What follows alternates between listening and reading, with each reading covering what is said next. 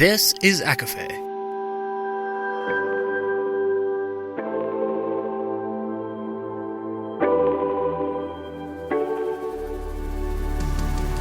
Laura Marie and Jessica Marie proudly present A Court of Fandoms and Exploration, a podcast. Fair warning, everything the hosts say is explicit, full of spoilers and adult content and shall not be used against them. They have opinions. Let's try not to drag anyone for expressing themselves and just have fun for an hour. We all deserve it. This episode contains spoilers from Bride by Hazelwood and The Lion King, with mentions of Hosap, True Blood, and Bridgerton. For full list, please see show notes.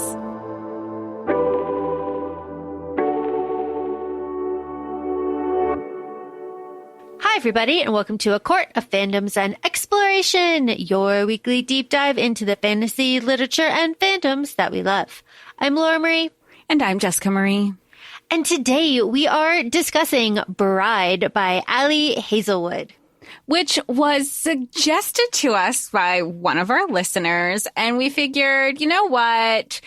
We're excited. You know, if you've been following the podcast, that we've been huge fans of Hazelwood, and it's Summerween. And I feel like, what was your knowledge of this book? Did you have any? Did you know about it? Have you read it before? What was your experience prior to going into this read? Great question. I remember the cover. I remember when this came out. I remember the conversation of paranormal Omegaverse. And I remember that people had things to say, and I do not remember what they were saying. No, I feel exactly the same. I knew the cover. I knew it was being talked about. And then I usually just kept scrolling because I didn't want spoilers. I wasn't sure if it was going to be something I was interested in, because it was kind of I remember it being marketed like an Hazelwood Omegaverse, and I had already read one Omegaverse by this time, and I was not a fan of it. I didn't have a good experience. But then it just turned out I read other works by that author, and it just turned out that I was not a fan of the author. So it was a whole different experience. So then I was like, okay. But then I also knew loosely that there were conversations that people were saying this was Omegaverse, and other people were saying, I don't know why it's being marketed as an Omegaverse, because it's not. And finishing this book, it isn't. There is nodding involved. But it's really just a werewolf vampire book, which I also didn't know it was vampire heavy either. Interesting.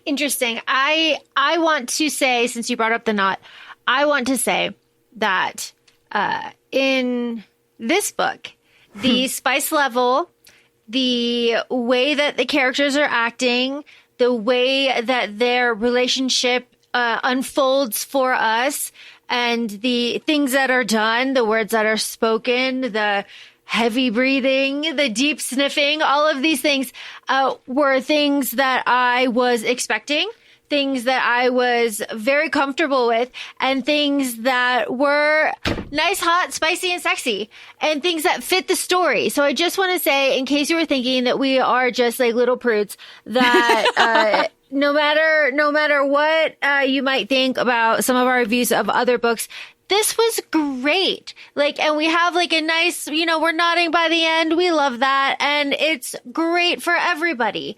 And I have no complaints here at all. No, same. It was so fun. Spice level was perfect, but it also made sense because we walked into this, even with our minimal knowledge, knowing that at the very least, there were werewolves involved. So you are, and if you've been following, you might know that we've recently started, we covered a True Blood episode on the first 2 episodes of season 1. I've been going through a slow rewatch. So this is all very in line with the where of things, being very primal, being very territorial, being very my mate, my wife, possessive, but also one knows all the deep secrets and the other person doesn't.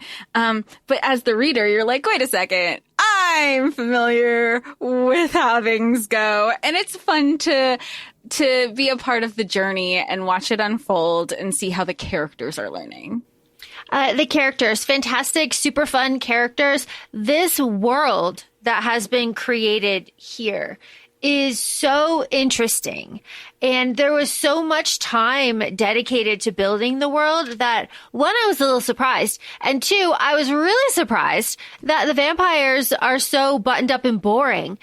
Just knowing that in a lot of other iterations of vampires, they're a little bit more sensual, but here that's like taboo. And I like this difference. I like the slow, like, unraveling of our main character as she kind of like embraces this other side of her. And, you know, that is different from the way that she, all of that is very fun and interesting.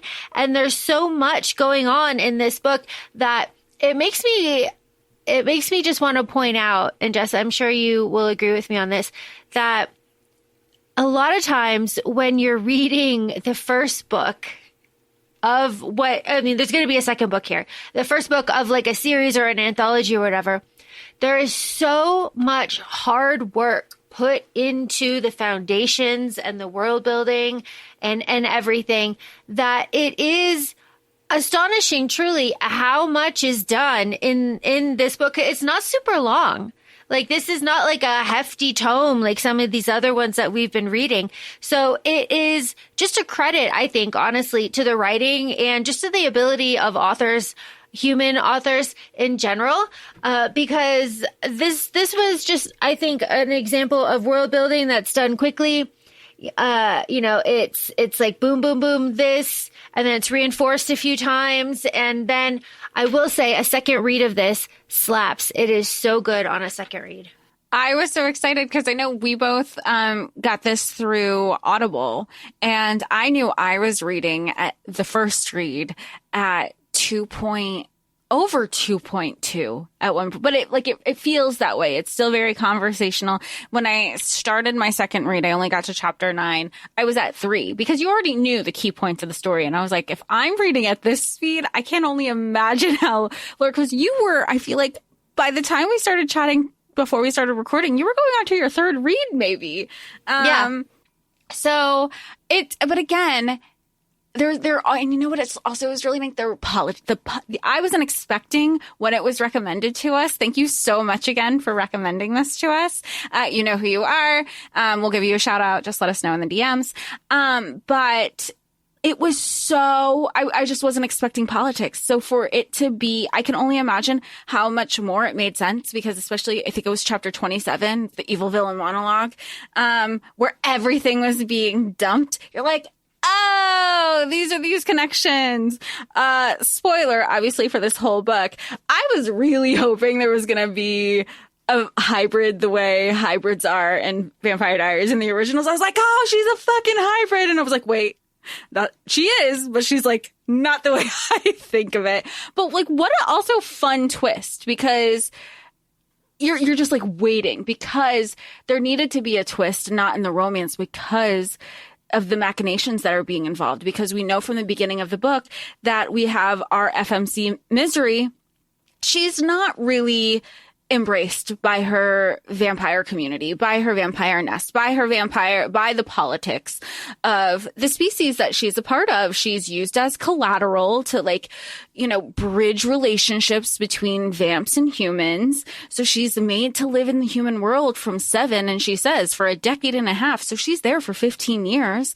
And immediately when she's the one, the government, her family kind of said, okay, we're off you go. She was immediately ostracized by her peers, her age, making fun of her. She had no choice in the matter. So then when those 15 years hit, she goes back to her vampire community. Nobody is embracing her. Of course, she's going to feel more comfortable in a human world, but still not even accepted, because she's filing her fangs. She's using contacts. She's having to mask, you know, figuratively and literally, into this society, all for her to be married off again in a marriage of convenience trope to bridge another alliance with another species, with the werewolves. Jess, you and I were talking before we started this recording, and you brought up a really fantastic point, and I want to make sure that we touch on it here. And we both read this through audio because audio is reading, fuck off. And the voice actors here are really amazing. And in the beginning of each chapter, we have Lo giving us, like, basically just describing Misery and his reactions to Misery and how he's falling in love with her and his feelings towards her and what it was like seeing her, all of these things. And it's done in his voice. And we are both wondering what a physical copy looks like and if his name is attached to that, if it's italicized, if you know that that's Lo speaking. I mean, you would on a reread and you would, you'd figure it out, halfway through the book, but very, very curious. So the reading experience is something that we just want to bring attention to. Yeah. Yeah, because this is the same thing. I feel like, again, we spoke about it earlier with Hosab. We started reading Hosab knowing who Cormac was because Lizzie gave him his accent. So we knew immediately when he made his appearance later on, we were like, oh, this isn't a surprise to us when he says welcome. But I think a lot of people, when they read it traditionally, it was like, oh, who is this person? So that's why when we knew that this had two narrators, and especially once we get into the epilogue where we're getting his POV, we have the male narrator. So you pick up on it that it's him immediately, again, because of us reading through audio this time. And we have like, cold opens. We have, 6 weeks earlier, 6 weeks prior, kind of leading up to the bulk of the story and to the wedding. And through that is just so much world building done. And it's really something. Just like you mentioned, the nest is like the central, like, hub of the vampire world. It's like shopping and like blood banks and any sort of convenience that you could possibly have for the government. And also, like, her family is vampire royalty, sort of, and they live like in the top part of it. And it's just like this big like tech situation because Misery, our female main character, is into tech. She is, what is she? She's kind of like a hacker, and she tests. Yeah. She tests things too to see how quick, if, like corporations, can their systems be hacked? What's the software, like this security, really, like IT security. And then everybody gets pissed at her because she's so good at her job. God forbid a woman's good at her job, because she's able to break the coding and the security. She's like, y'all fucked up. And that has everybody in the human world. They don't like her either, because she's proven them wrong time and time again.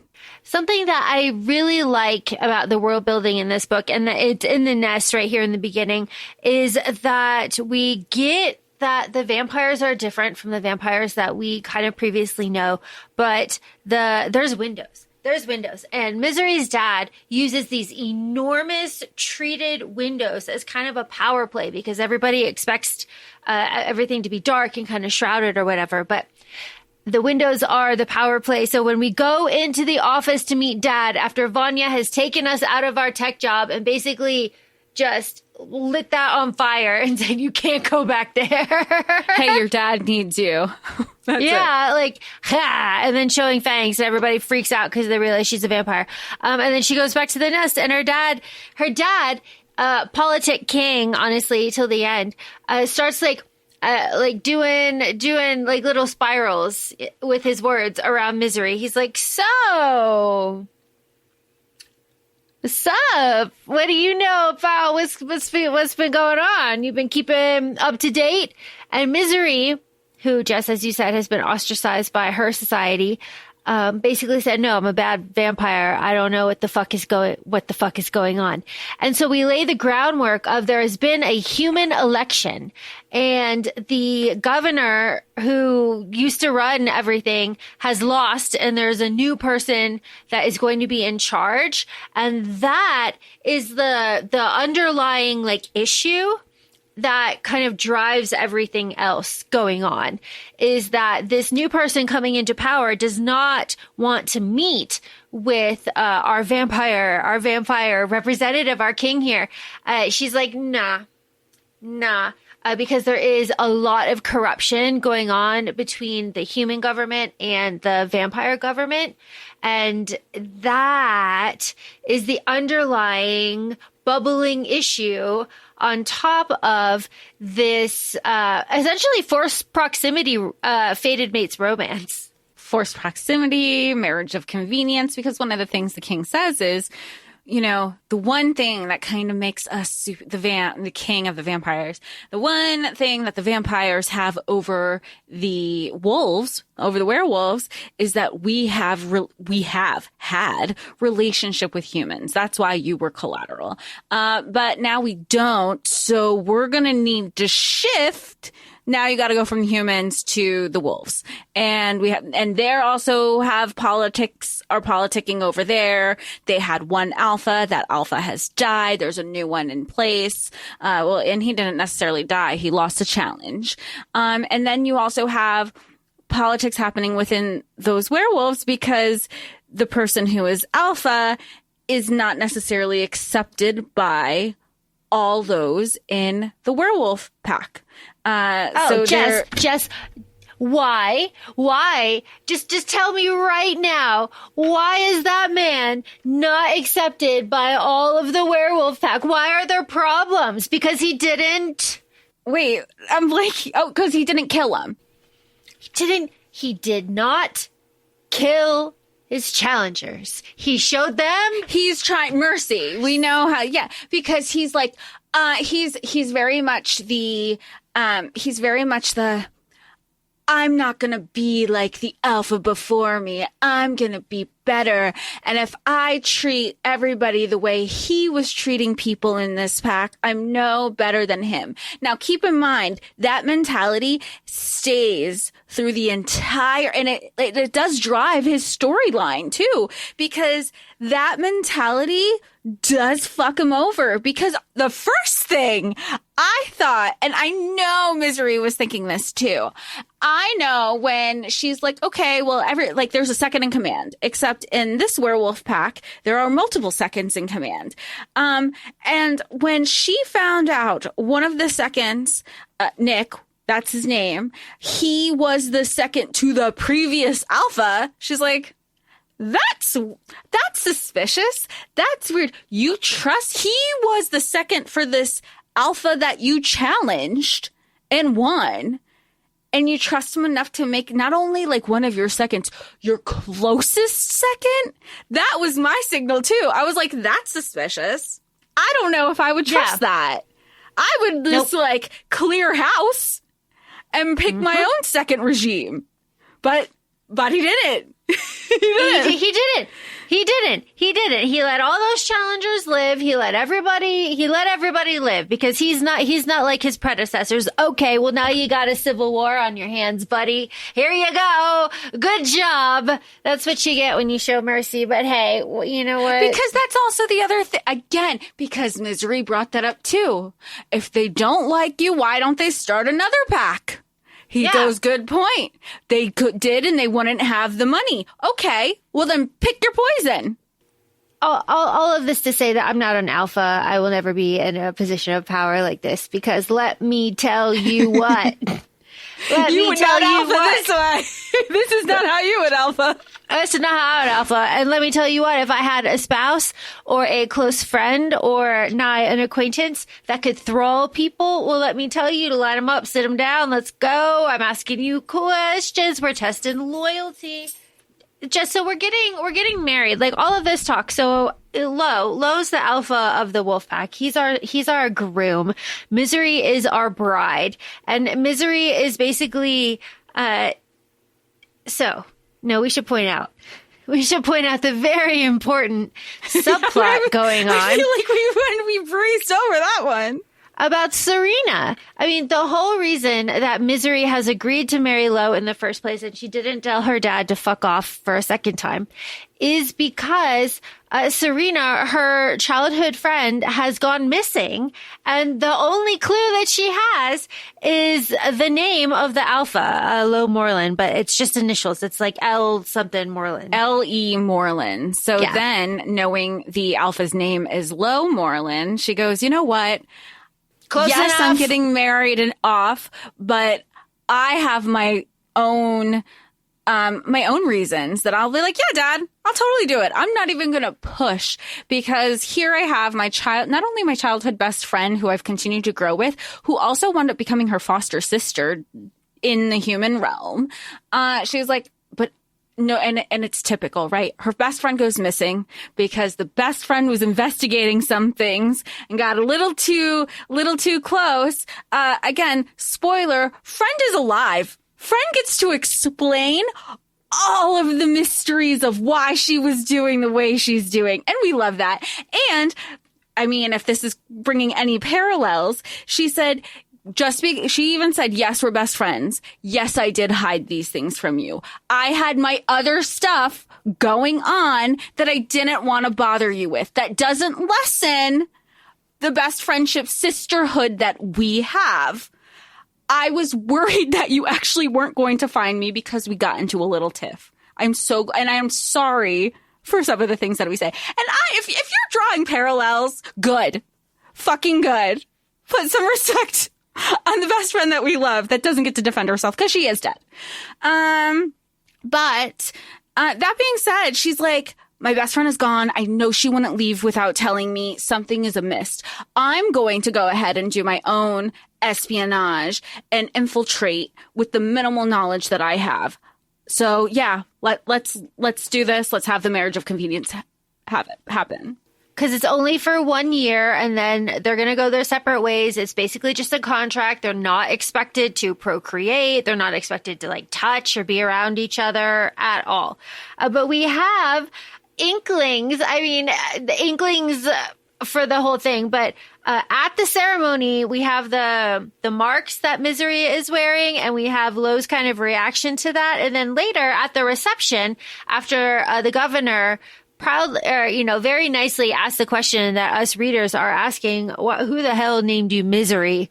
And Misery tells us that it's the Vampire Council. Again, world building here. They're very involved in everybody's life. Everything is very clean, cut in precise and sterile. Like nothing has a lot of feeling. We're encouraged to like not do any of those things. Fuck you, governor, for making me talk about this. Drinking from people is gross. It's something that you do in private. Why would you drink from people when blood banks exist? Again, this is just chapter 2, the kind of stuff that we are laying down here. But Misery hears Lo talking to somebody, and we get snippets of that conversation. It's like, there's going to be consequences. She can't be your ... This must be a mistake. It's not ... So the reader is kind of like, I know what that is. Misery doesn't know what that is, of course, at all. Yeah, because at this point also we've had a couple lead-in chapters with our male narrator, or italicized, who knows how it is in the traditional reading, but he's like, what is that smell? This is overpowering. And you find conversations that are happening. I mean, even later in the book, did they put a scent on you to like fuck me up? You got me all in a tizzy. You were in my room. You were in my bed. Her smell is everywhere, and he doesn't know how to control it. But again, or then he's like, oh, her pulse point. He's like that, her wrist, her this, that. He's just so overcome.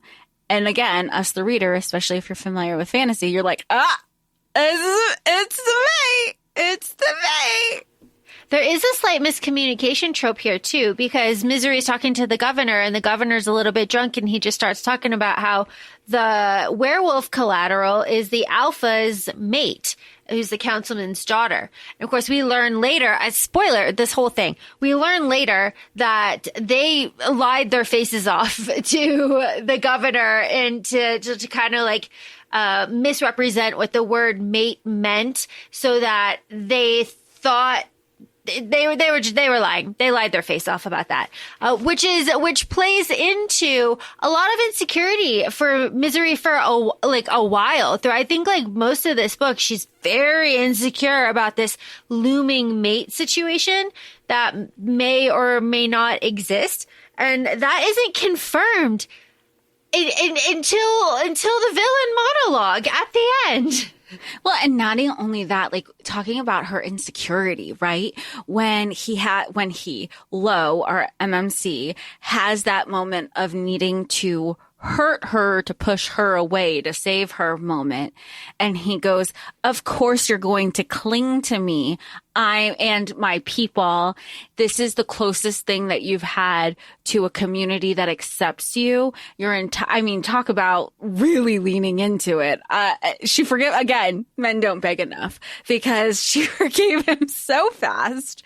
And he's just saying like, yeah, of course, you are so desperate to be accepted and to find love because you've never had it reciprocated. Of course, you're going to cling to this. We're rushing things. This is just physical. Like, gutted. That poor woman. Gutted, especially here too, because we're still at the reception and they have their first dance, and Lo is asking, like, does your dad hate you? Like, if you were under my protection, I would never let you be the collateral. I would never let you put yourself in danger. Like, do you love to live dangerously? And Misery's just like, the fuck, dude? Like, what? Not enough people go no contact. That's my decision. I'm sure my therapist would have a field day with that. But she likes that I'm no contact, so that's good. But again, I do understand the flip side of it, to be like, but that's my dad. My mom died during childbirth. This is the only person that I have besides my brother. And I kind of think my brother's an asshole because he kind of sides with our dad a lot. So she is trying to cling on to familial relationships, as toxic as they are, because she hasn't found a home. And even then, when she's becoming more familiar with Lo's security, she's like, oh, Nick, but you're my favorite of the bodyguard. Like, not even the bodyguards, her jailers, she calls it. And again, spoiler, this whole book, Laura, I thought of you, especially because I got to this when I started the second read. Isn't it always the first person? And he was the first jailer. Yes, it is. It always is. And that is something that I don't think people kind of clock. But this goes to say how you were saying how fun that second read is. Yeah, the second read is really fun. I do want to point out we are still in chapter 3 when there's an assassination attempt. We're still in chapter 3 where Misery gets there's an assassination attempt, and then Misery goes home with the vampires or to the werewolves, and we're introduced to all of our werewolves, all of them, right? We're introduced to this whole situation. We are told that Lo can sniff out lies. We're told, that nobody really trusts you here, Misery. What's going on? We are told that there was a paper with L.E. Moreland that that Misery found in Serena's apartment after Misery had to physically break into the apartment because Serena was not responding to text, phone calls, anything. Because the subplot is very important, this through line of trying to find where Serena is.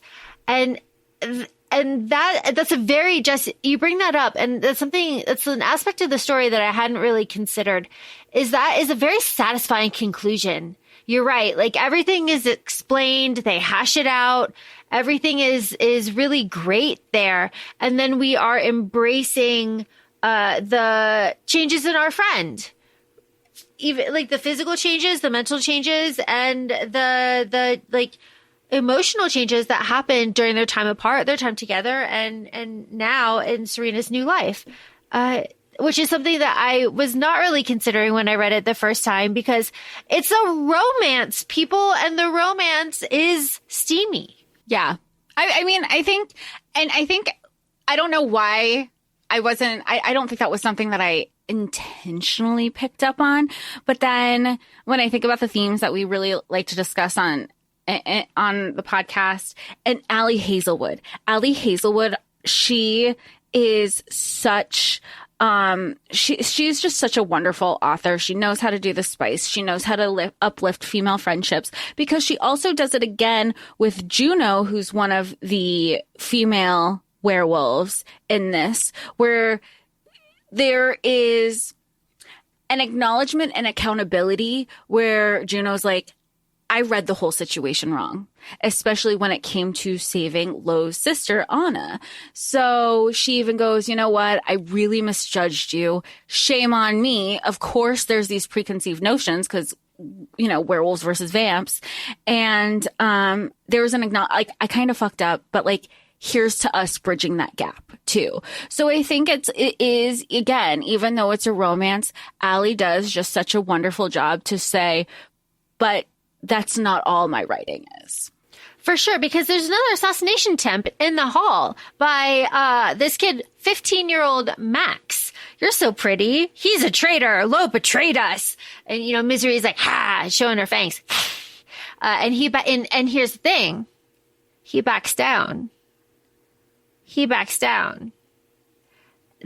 So the mate situation is there, even if it's not like super acknowledged, right? Like, did he back down because Lo came in? I didn't take it as because it was his mate. I took it as because Lo is Max's alpha, even though he doesn't agree with him being the alpha because he's part of the Lollipops or the Loyalty Guild or whatever. I took it as his eyes are on, like, I took it as they're there, and he is a little bit, and then Lo comes in, and he's like, "Oh, see, like I was already like, oh, like my bad, I was away. Yeah. She's yours. Yeah, like I was already like this." That's kind of how I read it because he's a kid, so it was like, oh. Kind of situation. He's trying to cover his ass because now but then there's like he has the crocodile tears, right? Where he's just like, she was attacking me because he's trying to cover his ass of that he was sent. He has a lot of built up emotions of his family dying at the hands of vampires, and she represents those who killed his family. And he's part of the Loyals, which is like part of everybody that challenged Lo that he left alive after he won the challenge against Roscoe. And he thinks that they're being kind of led and manipulated by Emery, who is Roscoe's widow. So all of that. This is just giving me very much Scar Mufasa, where Mufasa's like, I'll be better. You can just be banned to the Pride Lands. And look what happened to Mufasa. Yep. Spoiler again. That doesn't happen to Lo yet. Just murder them. Just murder them. But we have good stuff here. I want to point out the deep sniffing. I know he's a wolf, but I just think of Anthony Bridgerton every single time. He just takes like an enormous, and then he holds it in to kind of like savor it. Every time Misery walks by him, and Lo is like, and Misery is like, do I smell? And Lo is like, I mean, like, you don't not smell. Is all I'm going to say. You can't even say, like, you smell, but it's not, you can't say, you smell like everything that I need. But she's like, I'll take another bath then. And initially he's like, no, because again, you have at the beginning of the chapters where he finds scraps of fabric that she wore and would cut them, and he would cut them out and just like cherish them so he can just have her scent with him always. It is interesting, Jess, you say this. So we have our guard. We're being guarded, and Misery asks about our guard, and it's like, his heartbeat's a little off. Like, he's smiling and he's very nice, and I like him, but there's just something not quite right with him. And Lo is like, yeah, he's just like real sad. I get that too. Like, he's just like different. His smell is off, all of this stuff. And I like that Misery was like, right away as well. I also like Jessica Marie, because you know that I'm terrible at languages, that there's like a vampire tongue. The tongue, I like that. That's fun. Like, yeah, it was very much, it reminded me of just like how Bryce and Rune would communicate. It was just like their own little thing that they did together. So I loved that Misery had that with Owen. But I do agree with you. She's constantly clocking shit, calls it out, at least with Lo, because at this point in the book, she and Lo have a relationship and they've kind of talked things out where they're like, you know what, I might have a lot of questions, but I can at least trust we're going to be doing this for a year. I can at least kind of go to Lo and ask some of my questions and like, this doesn't make sense, but he has a reason for everything. And she's still processing it. She goes, I mean, I guess I don't know werewolves, so maybe that makes sense, because even in some of the, I don't want to say arguments, but maybe like the confrontations that she has with the other wolves, she'll say, well, let's just chalk it up that we don't know each other's species. You have preconceived notions of vamps. Vamps have preconceived notions of the wolves. This is going to be a learning for all of us. She's very much trying to just like calm everybody down, try to be the mitigator. Let's just acknowledge it and move forward. But there's still inklings in the back of her head where she's like, okay, I'll take what you're saying at face value. But you know what? She didn't do enough, because then she would just like take what they said and move on. She didn't do enough also. Lauren, you and I talk about this, that I told you so. At the end of this book, would have been I told you so on everybody left and right. Everybody. Oh my gosh. But Jess, you mentioned that that Lo is like clocking stuff, and we have to, of course, touch on the attempted abduction of Anna in the woods, because that's something that Lo clocks, or that Misery clocks immediately. Misery wakes up. She looks out her window. She sees a gathering at the lake. Oh my gosh, how fun. She sees one of the suspicious people trying to pull Anna into the woods. She's like, wasn't absolutely it Max not. again too? Because he was 15, and that's why Lo didn't persecute him. He basically like persecuted him as a minor. She's like, I don't know, but that guy tried to kill me. I don't trust him for shit, because that little girl is telling him no, and now he's getting angry. Yep. So Misery, hurts herself by going through the sunlight and trying to like stop him. She fucks up everybody's plans though, because what I wanted to point out here is that Lo listened when Misery said, like, I didn't attack this kid. This kid attacked me. This is the shit that he's saying. Something's going on. Lo was like, you know what? Bet you wouldn't know those words, so I understand that something's going on. I have a plan. I put this plan in motion. You were supposed to still be sleeping. I don't know what to tell you about that shit, but like, I was on top of it. I was going to take care of that. And then Misery is like, all right. I understand that. I'm going to throttle the fuck out of this kid. Which is so cool. But then they all, like, the rest of the pack gets all scared. Oh my gosh, I can't believe a vampire can do this. But it just feels like there's a lot of common sense that's happening that you can't negate. And they're still like, I don't know, scared about it. Because like you said, even when he's saying things, or even when Max or a guard is saying things to Misery, and Misery is repeating it, the whole pack is like, you're lying, you know this, and she goes, I don't even know what any of that means. And again, because like you had mentioned earlier, Lo, it's already been noted that Lo can sense lies. So now he's trying to save face to say, I believe my pack of wolves, but really he knows who's lying on the inside. He's just trying to kind of gather all the knowledge and protect her at the same time. Some of this world building we have to touch on. Vampire fangs.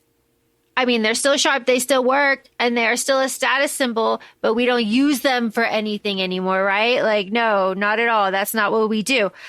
We are not really into touch. Just as you said, we don't know much about other species. So when Misery starts snooping around the mansion, and trying to like get onto the computer and snoop into Lo's room. And she finds out he's an architect and sees her drawings and sees her face. It's very romantic in his drawings and stuff. She doesn't realize that she's leaving scent, and scent becomes a really huge part of the book from kind of like here on out, because Lo is a wolf and he has scent glands, you know, all of these places, all these things that he has to do. And it's kind of this like reverse Feyre situation, right? Like Misery thinks she's being very sneaky, but he knows everywhere that she's been in like excruciating detail. He's like, you know, why did it smell like you were sleeping in my bed? Why did my sheets smell like you? Like all of this stuff.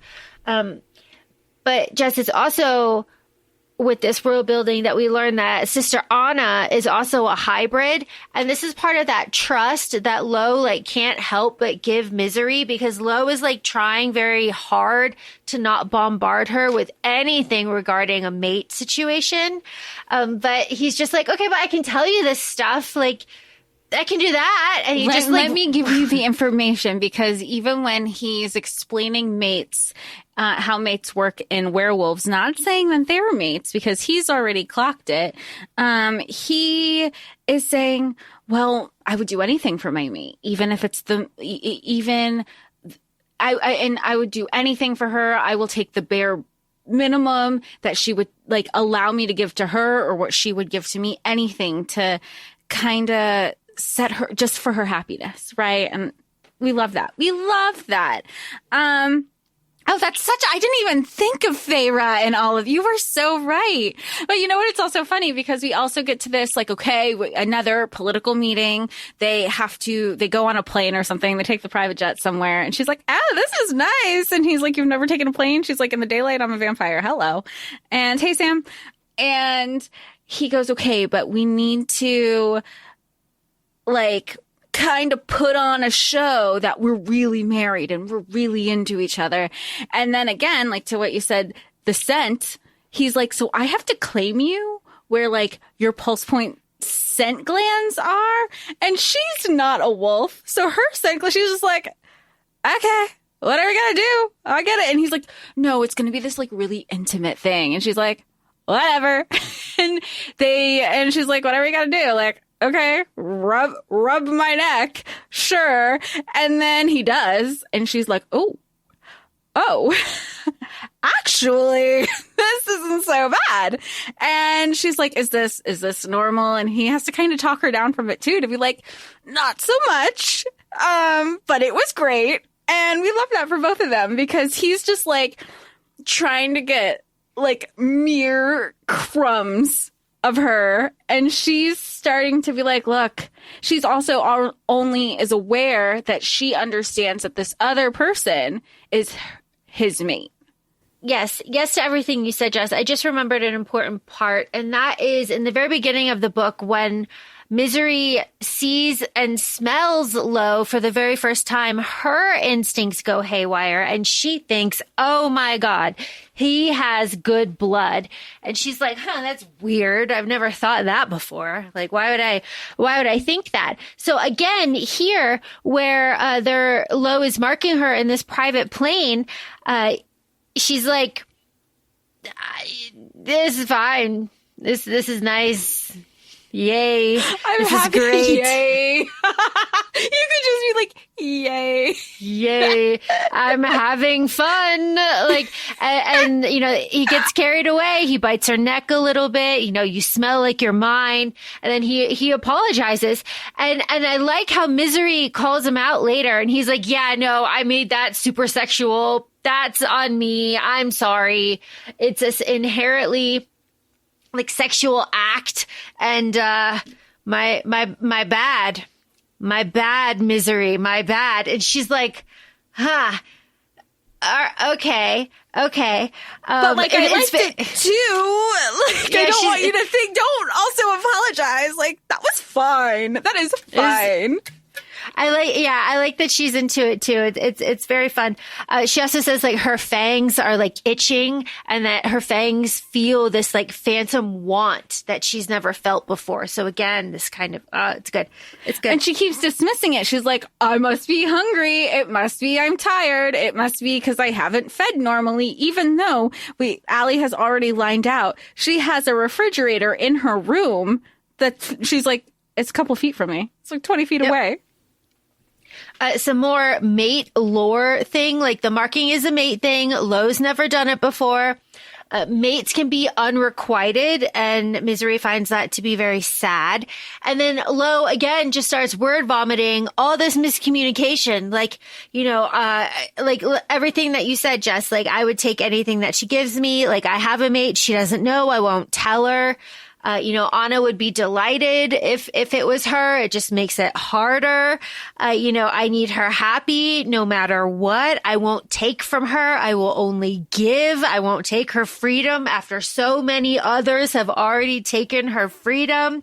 All of this stuff. And she's just like, damn. Okay. Wow. Yeah. But she's also like, having a mate doesn't sound bad if it's reciprocated. This sounds great. This shit doesn't happen with us. Yeah, she's like, this is, wow, okay. All right, fine. We also have head rubs where we finally cure insomnia and sleep. That's very fun. And then we have the question, Misery, if Serena hadn't disappeared, would you have married me? And then we don't get her answer. Then we have a bath situation, which again, I like the audacity again in Misery. He's like, are you dressed? And she's like, I have my modesty foam. She's like, woo. I like that she just keeps, you know, I know one of the things we talk about, especially in fantasy, granted, this is still modern day. Tech is involved. It is very much a human world. They just kind of have paranormal species exist also. She is religious about bathing because she is constantly like, it's gotta be me. Everybody, he just keeps upturning his nose or turning away. I have to stink so bad. Yeah, it has to be me. What else could it possibly be? Oh my gosh. Okay. So after we have our like sexy situation foam, and when we have the conversation of, I want to see you shift low, I want to see you in wolf form. And that's a very like kind of, but we're breaking into offices. We are having dinner. We're being weird. You know, honestly, Misery, you should be praised more. Whoa. Okay. At dinner, do you need to feed? It's like, do you need to feed, baby? Let's go feed, baby. La, la, la, la, la. And then we have a very classic, I have to say, distraction trope. I love this trope. I love this trope. It hits every time. Every time it hits. My immediate thought is the whispering room for Cordelia and James. That was my first thought. But I love this. Oh my God, they're coming. Kiss me, they're coming. Like, you know, and especially here, because it's very passionate.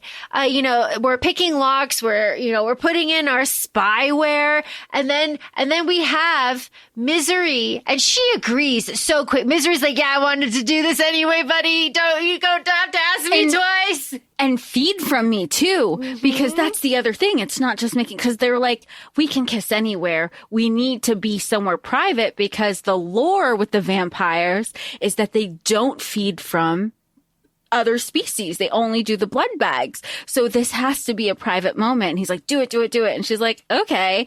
And she's never done it before, gets her all hot and bothered. She has an orgasm. He has an orgasm too because she's so turned on. We love this for them. And they're just like, whoo. Like, that was the best time in the secret room. And it's so funny because somebody does walk in on them. And she's so enthralled with taking that person's blood, Lo's blood, that she only half hears the people who walked in. Oh, it's Lo and Misery. Oh, feeding. And door closes. But then somebody else comes in and interrupts them. They're like, oh, you shouldn't be in here. We thought this room was locked. you need to leave now. But that was their cover. They were like, sorry, we didn't, we just needed a private moment. But we love this for them because they're both leaning in to that, once again, their physical attraction to each other. And it's very fun. It's very fun. And when they're caught, Emery and I think it's her nephew catches them. And he's like, I'm just glad the kids are having fun. It's like, good for them. Good for them. But just as you said, we have to leave. Anna is sick. We have to go harass some pharmacists and pop some Tylenol and wait for that fever to break because our girl's half human and we have to figure that shit out. Yes, we do. Yeah, and you know what? And I think this is like the part, because of course, not everybody knows about Anna being the hybrid that she is. Only a select few of his like close circle. So when Misery says, look, lived in the human world for a while, I know some anecdotes.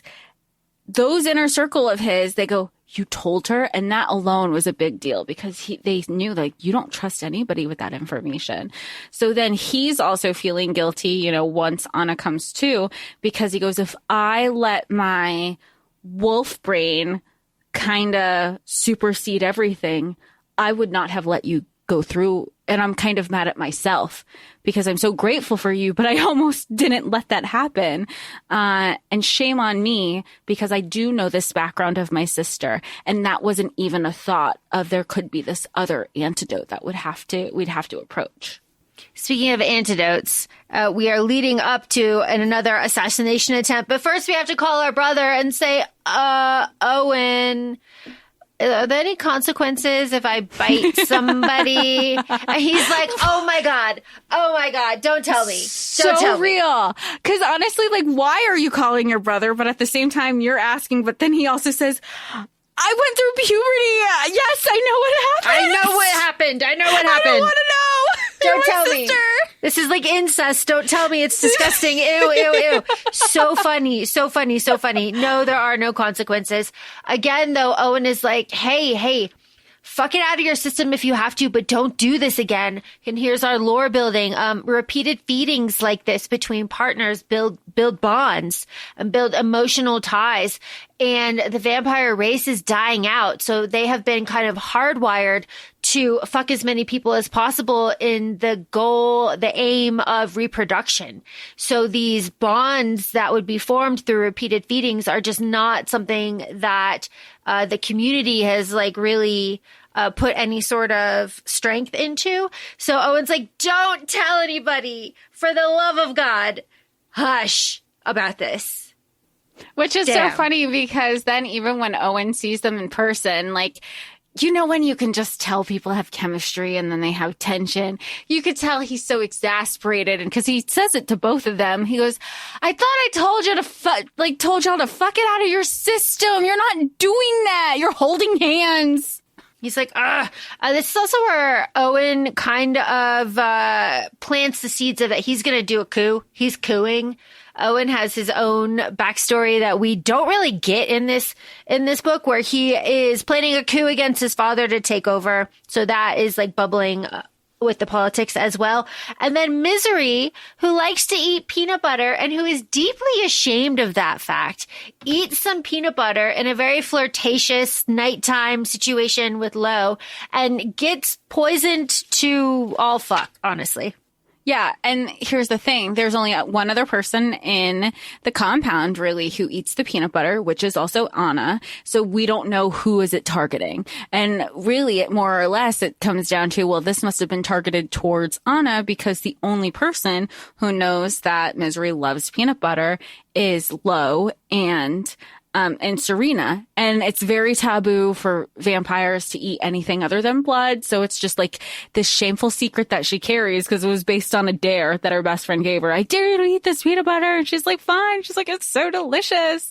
So again, it's another thing where Lo is just like, oh my God. And I like this trope too. I was thinking of the in and out of consciousness when you hear the things, and he's being super protective. He's outside of her door. He had already shifted. Like, then he's like nudging her back in. She was out for 5 days. Everybody's there. Anna is there. I love this show because this is where like everybody's emotions are revealed, but they can't acknowledge, like the person who's unconscious is like, can't, because it happens in 50 Shades too. And I love it so much. So exactly as you said, Jess, we're 5 days out when Misery wakes up. And of course, what would be anything if we don't have a sexy bath time, intense fingering, and the phrase, my opening? We love that. It's not folds. I'm being super serious. It's not folds. Opening Doesn't she is say fine. folds at one point though? She does, but not here, and that's fine. That's fine. Intense fingering, we love it. How do wares have sex? It's just, we're really starting to communicate that Lo is starting to really kind of drive home and communicate that they are different species, and that sex between them is not something that's really going to be happening. He's laying the groundwork for that here, and later he's like flat out and says like it will not happen. Oh yeah, because she's like, whoa. She felt very like, full stop. What are you talking about? You're just going to tell me that we can fool around? And he's very much like, well, everything that we do is sex. You're just referring to sex in one form. Mm-hmm. And then there's the point where they're literally doing everything but, they're doing everything but. And then he pulls out at one point and she's like, what? And she goes, oh, because he's like starting to not, but not doing it. I don't know.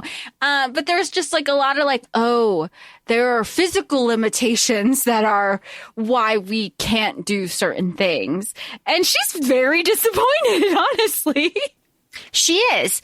And of course, so that sex scene, just that you're referring to, is after we have the discovery that Thomas Jelinkis is Anna's father, and that he worked in the were council human relationship area for a while, and that he got Maria, their mother, pregnant and didn't believe her for a while. And then when he worked there, he started looking her up, and then that's how he got all the information. And then that's how he got Serena, was looking into the were, then to the vampire. It's a whole, we'll get there. We'll get to the monologue, but it's after we have the dinner with the governor, cause we're doing all of this stuff, that we have, this sex where Lo says like, I can show you why this will not work.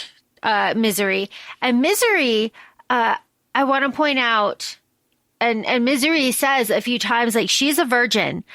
She did not have, there was nobody when she was growing up. The humans didn't like her. The vampires didn't like her. Wares weren't an option. She was completely by herself. Lo is her first everything. Not something that I love, but whatever. But Misery's internal monologue here is she says she wishes that she were Lo's mate. And again, there's lots of orgasming. And then, just as you said, there's the knot. And my note is orgasm, long, loose, and then we're knotting. And that is something that they kind of like address, and then they cut to a whole different, then we're in chapter 23, and it's like, okay. I was going to ask you about that because I didn't know, again, we read this through audio. So it makes me wonder, how is that on page? Is it a ... Is it a M- where it just kind of cuts off and you're into the next chapter? Because it feels very jilted. And this isn't the only part in the book. It happens a lot during moments of realizations where I'm wondering if it would have translated better physically reading it. Because like you said, when you're reading this through audio, it feels like, wait, do I need to rewind? Did I miss something? Did we cut? Did I hit the wrong button and I went forward a chapter? Because it does feel very discombobulated. It does. And, it just kind of makes me want to go pick up a physical copy to see what this looks like. But this is basically the backslide of this book. We have our dinner with the governor. We're asking about Maria and Thomas Jelinkis. He died in an accident. Lo is like, tell me what is going on. That girl is talking to a journalist about our financials. And then Lo does this thing that I think is kind of unnecessary, where it's, hey, Misery, listen, did you know Serena as well as you thought you did? How do you know that she just, I mean, like, look at all of this. How do you know that she just didn't leave? And Misery's like, what? Fuck you, first of all. I feel like she was very much like, not you two, because she was doubted by law enforcement. She's doubted by literally everybody else, but she's feeling that way towards Lo because they've already built this intimacy, both physically and emotionally, and she feels like it's another person against her. Mm-hmm. Another person against her. That is such a good transition to this. We have mate talk, and Misery has convinced herself that she is Lo's mate at this point with all of their interactions, with the confession that the Wares lied about the term mate in the wedding contract for the collateral. And then they finally have sex, not sex, but they have sex, not nodding sex. Yes, just like regular sex. And this is where I want to point out very specifically, I have no problem in this scene of Lo smearing his cum all over Misery and wanting to like push it into her and like mark her that way. I have no problem here. None. I had a problem in a previous book. I thought it was very out of character, different series, different author, different everything. Here, though, yeah, go off. It all just like makes sense because he's like, keep it in you, keep it on you. I want everybody to know that you're mine. Sense don't lie. That's the long and the short of it. So like, and I don't feel like, I don't know. It just feels aligned with where we are with the characters, where we are with the story, where we are with the plot, where all of the little niche sub micro tropes are. It all aligns. And I feel like we've read enough Allie Hazelwood books to know she knows what she's doing when she's writing spice. So like, this is just an extension to that. Yep. And here's the third act. I have to hurt you to save you situation. Because I almost said Allie. Oh my God, who am I? Misery goes, Lo, am I your mate? I feel the same that you do. Am I your mate? And Lo, who was just writing his name essentially in the cum on her body, is like, whoa. And he's like, I'm sorry. He's like, let me wipe my hands off here. I'm sorry, you've reached the wrong conclusions. I would lose my absolute, he'd be dead. He would be dead if he looked me in the eyes after all of that and said that to me. You've reached the wrong conclusion. I'm so sorry. You just don't understand. This has been like fun and I enjoyed fucking you, but this has been a mistake. I'm sorry. He'd be dead.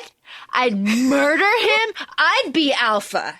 I would love that for you. I would love that for you. Not with like being hurt, but I would love you being Alpha. Because you know what? It's at the same time, because not only does she ask him this directly, she's coming with receipts. She's saying, something, you're like spooning me and touching my stomach, which if you like know the animal world, when an animal shows you their stomach, that's very vulnerable. And that means they trust you. So that was kind of my connection with like, okay, why is the stomach such a big thing? But she's like, you're holding my stomach. You're doing this, that, the other thing. You said this other person was your mate and you couldn't even remember what she went to school for. She goes, what did I study? What was my minor? She was like, you know everything about me. So she's coming with receipts and he's like, but does he explicitly say no, or he kind of evades the question? I think he evades the question. But either way, you're like dead. Yeah.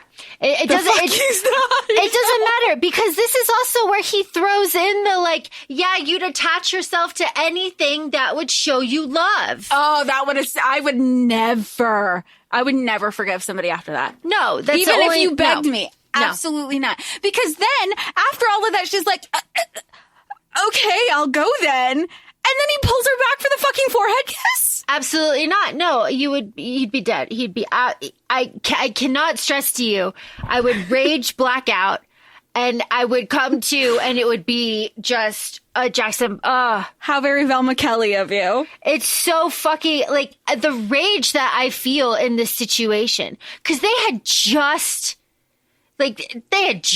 finished, like, the most passionate moment of her life. And she's so sure. And then she's crushed. Because it wasn't just like this physical thing, you know, when people are like, were we fucking, are we making love? Like, it was very much they were showing their love for each other physically in this moment. Yeah. Come smear and all. Yeah. Terrible. But you know, he's like, we should stay apart from now on. All right. Chapter 26, we're getting fucking kidnapped. Who is it? It's our fucking guard. Of course it is. The one that smelled funny. The one that, he's just in grief. The first guard. And where does he bring her? He brings her straight to Serena. And Misery goes, I fucking knew it. And she goes, You remembered me. Do you know how long it's been? And Serena did. She has been clocking every day that she has been in. It's like 3 months, like 3.5 months, almost 4 months. And she's like, I was looking for you every single day. And she's like, and they both, like, this is where they talk out. And then they, like, after they make up, after they talk things out, after they're trying to, like, figure out more things, you have the dad. The dad is in on this shit too. Misery's dad is in on this. Who walks in behind the dad? The brother. And she goes, I knew it. I fucking knew that I wasn't going to trust you. You were trying to tell me you were doing this coup. You were working with dad the whole time. You were working with Nick. And now you have this guy that I love who fucking hates me. And now we know more about Anna. Now we're trying to use Anna as the bargaining chip. And the vampires know, is it going to be Anna or is it going to be the mate? And this is like where we also have the even villain monologue of understanding what the relationships are, what Anna's background is, where the connections are happening, why Serena is here. And this is where it's also exposed that Serena is also a hybrid because of these connections. So this is where, like, everything's being dumped, and how do we move forward from there? Yeah. And also too, like, Owen comes in and Misery's like, oh my God, he betrayed me. Holy shit. Like, oh my God, my brother betrayed me, because he's got Lo in handcuffs coming in behind him. And later, Owen's like, he made me fucking do this. He lost his fucking mind and he made me put him in cuffs and drag him in here so that he could come and save you. Like, I was scared shitless. You have no idea how scary that man is. He was on like a one-track mission to save you. Which is like, I don't know. Having an alpha werewolf doesn't sound so bad when you read them like these. Like, it's really something. I also like that Misery's dad is like, I was trying to kill you, Misery. I wanted to destabilize the entire werewolf clan. So, you would continue to be useful to me. But your death would be super useful. Like, hot damn. But this also goes back, I know you love a pattern, and I know you love it when it's in the first 5 chapters. And that's happening, right? Because this also is full circle from at the beginning, at the wedding reception, where Lo was asking Misery, does your dad even like you? Does he even love you? Because you're mine. You're my responsibility. He's not acting like a father. He does not give 2 shits if you're protected or not. That's on me. I just want to make sure that you're solely my responsibility, and I'm not trying to go tit for tat with this other person who's claiming you. And this is really fun, too, because Lo ends up shifting because Serena can shift, and the 2 of them take out everybody. Everybody. We love that.